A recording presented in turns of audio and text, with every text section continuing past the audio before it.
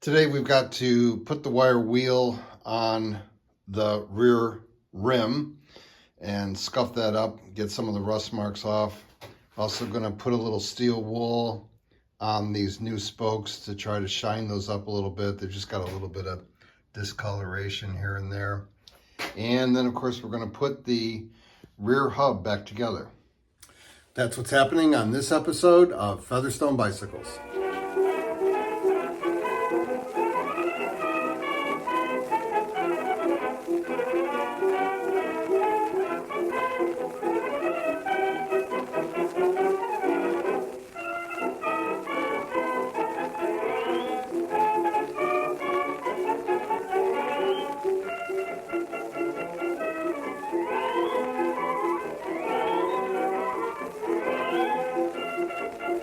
If you remember from the front wheel episode, all I'm going to do is use the wire wheel on the cordless drill and scuff it up here. I'm going to try to get I will get the rust off and just scuff it up and get it ready to put the primer on.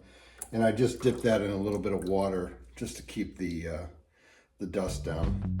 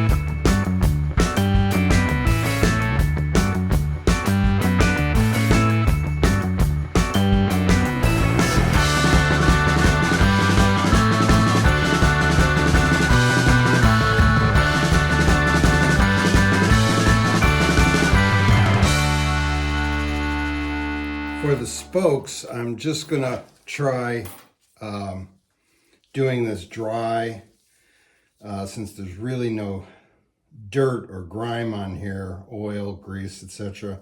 I'm just gonna do it dry with some steel wool over the trash can here because it does send a lot of the pieces of steel wool all over the place. So try to keep the mess down, see how this works.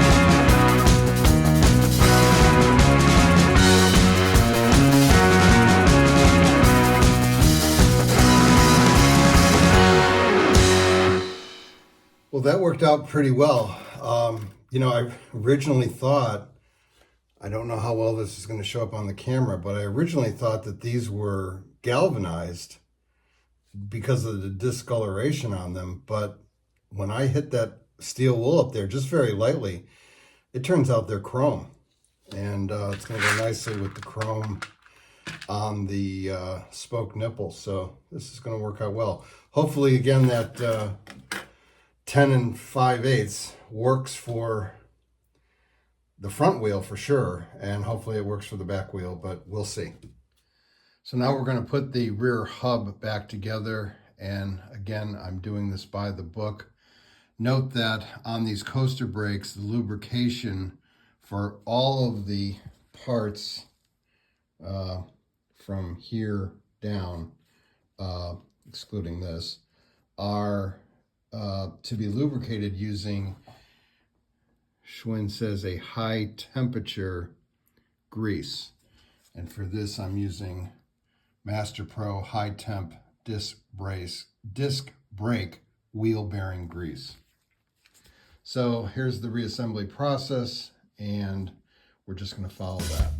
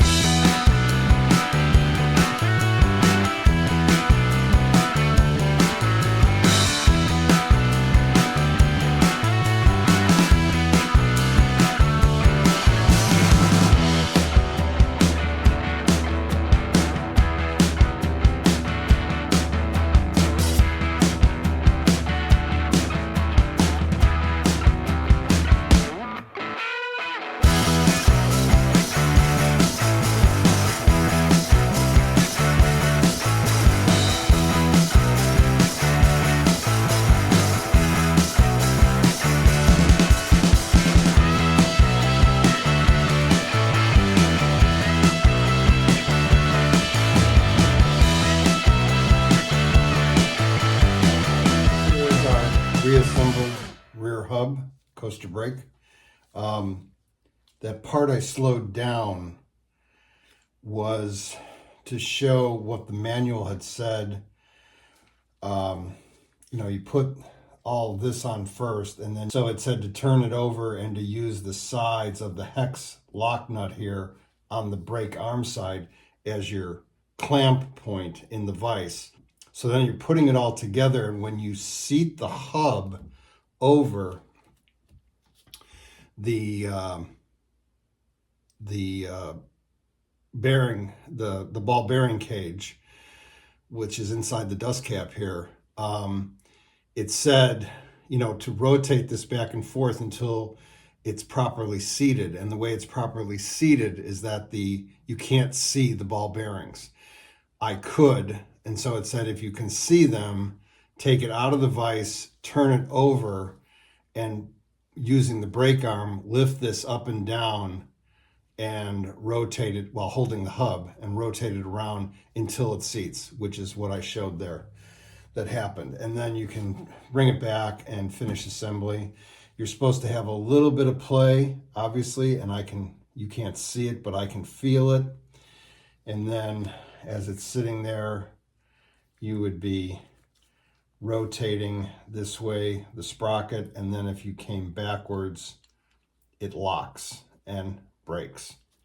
Just putting it all back together loosely. I'm not going to put the sprocket on permanently with this snap ring because obviously if I do that, I won't be able to get the spokes in when I reassemble the wheel. So just to keep all the parts somewhat together on the shelf, that'll be it. That's going to do it for this week. Thanks for sticking with me, and I hope to see you next time on Featherstone Bicycles.